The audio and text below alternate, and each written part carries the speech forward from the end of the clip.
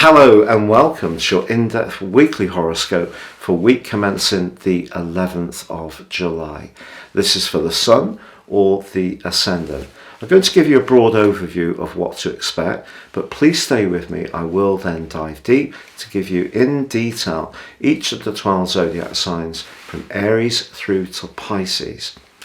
Now this week has a supermoon in the sign of Capricorn, also known as a buck moon. But it's a bit of a misnomer, this, because the moon's actually in its most vulnerable position in its entire journey through those 28 days that it takes to go through its cycle. And because of that, I think it's important to understand that Capricornian energy, where the moon resides, is very much about the worldly realm. And we also have the potent planet of power, Pluto, not too far distant from this moon position too. But on the other side of the heavens, we have the Sun and the more quick-witted energies of Mercury. And they're asking us to think about protection, nurture, security, family issues, anything to do with our emotional needs. Now, it has become a bit of a maxim over the last 10, 15 years or so, that work-life balance. But with the advent of COVID and the amount of people working from home, has that ever been more true than now?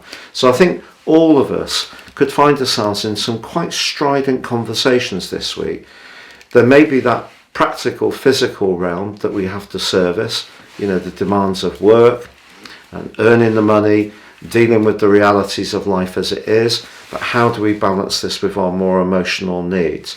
And there can be some very intense moments, because broadly the moon and the sun are obviously exactly opposite, but Mercury and Pluto in the mix as well means we have a very intense set of energies on this particular full moon. Now also the energies in the sign of Uranus, which has been very strong this year because of the North Node reversing into Taurus on the 18th of January. And as I predicted in the autumn of last year, a big reset around the cost of living was very likely. Now, of course, now Mars has moved into this sign, but Mars is detrimented in the sign of Taurus, and Mars is also very impatient. It wants to consume, whereas the North Node and Uranus, which come together, by the way, in an exact conjunction on the 26th of July, well, they're much more to do with, in terms of Uranus, the truth, and in terms of the North Node, karma. We could see with Mars in the mix as well, quite a lot of volatility in terms of financial markets. It could be in terms of the cost of foodstuffs or fuel. They've gone up a lot already, but I feel that the response of consumers could be a lot more angry with Mars in the mix. Fortunately, however, Uranus forges a terrific link with the position of the Sun on that full moon. And if we're prepared to, look at things afresh, even things that are a bit stuck or difficult, and be more innovative and flexible in our approach, we can still make progress. Also, Venus, the planet of relating, it forges a very stable link with Saturn in the second half of this week. And that can help us to really appreciate the friendships or the financial part of our situation which are secure. Unfortunately, however, Venus, concurrent to that influence, is squared up by Neptune in the second half of this week. So I think it's possible, with all these energies boiling around, that we may start to see the people that really understand our predicament, are supportive of it, at least, in terms of their emotional understanding of our particular individual situation. And we're going to see people who may want to avoid the reality of some harsh situations, and that could be Venus in that square with Neptune. If you do meet someone for the first time in a romantic context, if it's someone who's quite self-confident and has done well in a financial context, that could be something that actually doesn't feel so good, because the energy in the sign of Cancer is calling for a sense of understanding the importance of nurture, but there still could be some kind of big charged energy, whether it's around a personal situation or the world at large. And I just think that right angle between Venus and Neptune points towards the distortion of information. So if you do meet someone for the first time and you're not quite sure about them, I really would take it slowly. But Venus and Neptune, when they are in a relationship together, can also help us to trip the light fantastic. So maybe we just want to actually have a bit of escapism and enjoy some kind of time with someone who is very mesmeric. It's just down to that personal choice.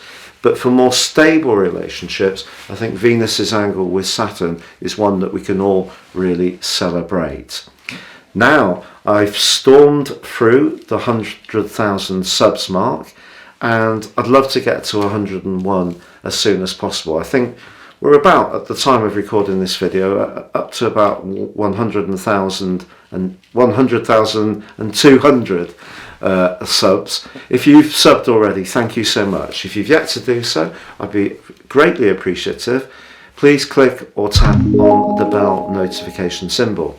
And if you would like to benefit from more serious astrology, if you tell me 3 pieces of personal information in terms of time, date and place of birth, I can share with you a roadmap that can guide your moves for the rest of your life, and also a 12-month forecast with 30% off with my special package. Please see the link beneath this video. No 2 charts are the same, totally based on your information, and will help you to understand some of the patterns that may have dominated in your life so far, good or bad, and help you to perhaps work on the more challenging ones, but also can give you tremendous insights to guide your moves going forwards and to seize opportunities in a much more effective way. But please stay with me now for your in-depth forecast from Aries through to Pisces. So Aquarius, your week commencing the 11th of July forecast sees a full moon in your 12th house, where Pluto's been since 2008.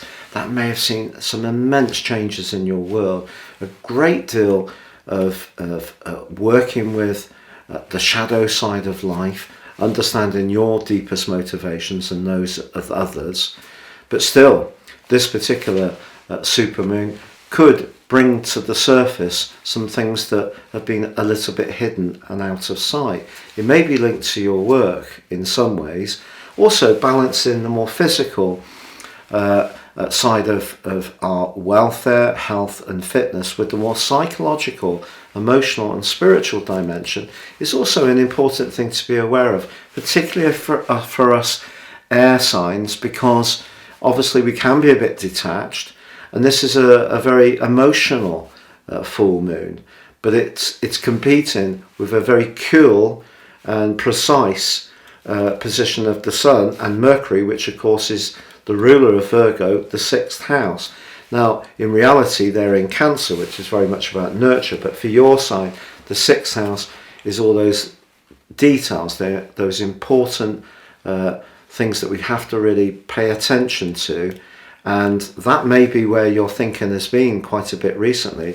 You know, perhaps catching up on some health appointments that may have been delayed due to COVID, or something to do with animal inoculations, or just decluttering and getting a bit more organised. All incredibly important things, but this full moon is basically saying don't forget that more sensitive dimension, and don't get so caught up in trying to create a perfect practical world that we forget those more sensitive strands. Also, of course, Mars has moved into Taurus now, where it's in detriment, and it is going to be connecting with the modern ruler for Aquarius of Uranus exactly on the 1st of August. But it comes into contact with the North Node and Uranus in their conjunction on the 26th by being within 3 degrees. So I think some big changes around where you live, how you live there, and who with by the end of this month is entirely possible. But there is a social potential this week as well. And if it all is closing in a bit and it all seems that you need some escapism, The wonderfully located Venus in Gemini is actually forging a terrific link with your traditional ruler of Saturn. Maybe someone who's consistently a really solid citizen in your world. Once more, they are going to come up trumps. On the other hand, it's possible that the revelation that's coming out this week could be that someone's fascinated with you, and it could be a bit of a surprise who it might be, and it could be linked to your work.